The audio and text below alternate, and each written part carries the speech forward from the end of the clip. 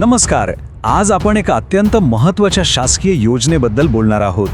ती म्हणजे शेतपाणंद रस्ता योजना. या योजनेमध्ये शासनाने नुकतेच काही मोठे आणि कठोर बदल केले आहेत आणि हे बदल प्रत्येक शेतकऱ्याला माहिती असणं गरजेचं आहे. चला तर मग हे नवीन नियम नेमके काय आहेत ते सविस्तरपणे समजून घेऊया. ही एक अधिकृत सूचना आहे, त्यामुळे यात सांगितलेली प्रत्येक गोष्ट कृपया काळजीपूर्वक ऐकावी. बरं, या नवीन बदलांविषयी जाणून घेण्याआधी ही योजना मुळात का सुरू करण्यात आली होती आणि त्यामागचा उद्देश काय होता हे आपण थोडक्यात पाहूया. तर गोष्ट आहे 14 डिसेंबर 2025ची. या दिवशी महाराष्ट्र शासनाने मुख्यमंत्री बळीराजा शेतपाणंद रस्ते योजना सुरू करण्याची घोषणा केली होती. या योजनेमागे एक अगदी साधा आणि स्पष्ट हेतू होता. तो म्हणजे प्रत्येक शेतकऱ्याला आपल्या शेतापर्यंत जाण्यासाठी एक पक्का आणि हक्काचा रस्ता मिळावा, जेणेकरून शेतमालाची वाहतूक करणं सोपं होईल आणि पर्यायाने ग्रामीण भागाचा विकास वेगाने होईल. पण योजना कितीही चांगली असली तरी प्रत्यक्षात अंमलबजावणी करताना काही मोठ्या समस्या समोर येऊ लागल्या. झालं असं की अनेक ठिकाणी काही शेतकऱ्यांनी या पाणंद रस्त्यांवरच अतिक्रमण करायला सुरुवात केली आणि फक्त अतिक्रमणच नाही तर ते काढायलाही स्पष्ट नकार दिला. यामुळे झालं काय तर इतर शेतकऱ्यांचे शेतात येण्या जाण्याचे रस्तेच बंद झाले आणि यातून गावागावांमध्ये तणाव आणि वादविवाद सुरू झाले. ही जी गंभीर परिस्थिती निर्माण झाली होती त्याची शासनाने दखल घेतली आहे आणि त्यावर एक ठोस उपाय म्हणून 25 मार्च 2026 रोजी एक नवीन शुद्धीपत्रक जारी केलं आहे. आता शुद्धीपत्रक म्हणजे नेमकं काय? तर हा एक अधिकृत शासकीय दस्तावेज असतो ज्याद्वारे जुन्या नियमांमध्ये काही महत्त्वाचे बदल किंवा सुधारणा केल्या जातात आणि हे नवीन नियम सर्वांसाठी बंधनकारक असतात. आता येऊया सगळ्यात महत्त्वाच्या भागाकडे.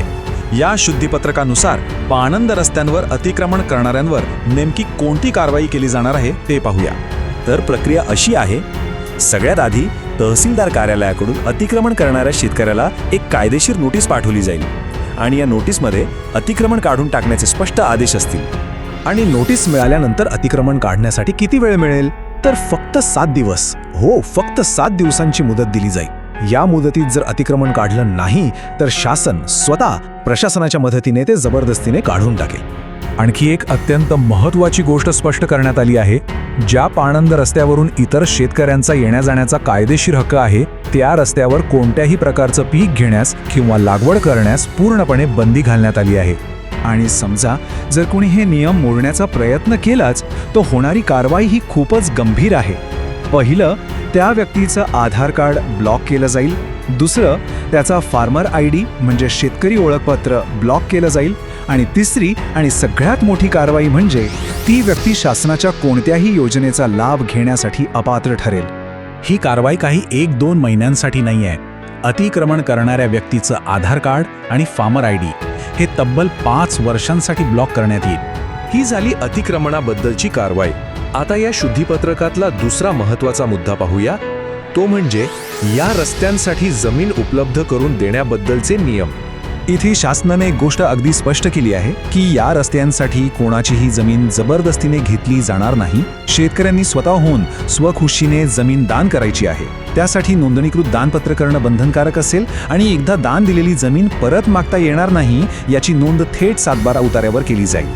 आणि जे शेतकरी स्वेच्छेने पुढे येऊन रस्त्यासाठी जमीन दान करतील त्यांना प्रोत्साहन म्हणून शासनाने एक मोठी सवलत सुद्धा दिली आहे. या दानपत्रासाठी लागणारं मुद्रांक शुल्क आणि नोंदणी फी ही पूर्णपणे माफ करण्यात आली आहे. थोडक्यात सांगायचं झालं तर शासनाचा संदेश अगदी स्पष्ट आहे. शेतरस्ते हे सर्व शेतकऱ्यांचा हक्क आहे आणि या हक्कावर कोणीही अतिक्रमण केलेलं खपवून घेतलं जाणार नाही. शासनाच्या या नवीन आणि कठोर निर्णयाबद्दल आपलं मत काय आहे हे आम्हाला कमेंटमध्ये नक्की कळवा. धन्यवाद. अशाच उपयुक्त माहितीसाठी महाट्यूब चॅनलला नक्की सबस्क्राईब करा.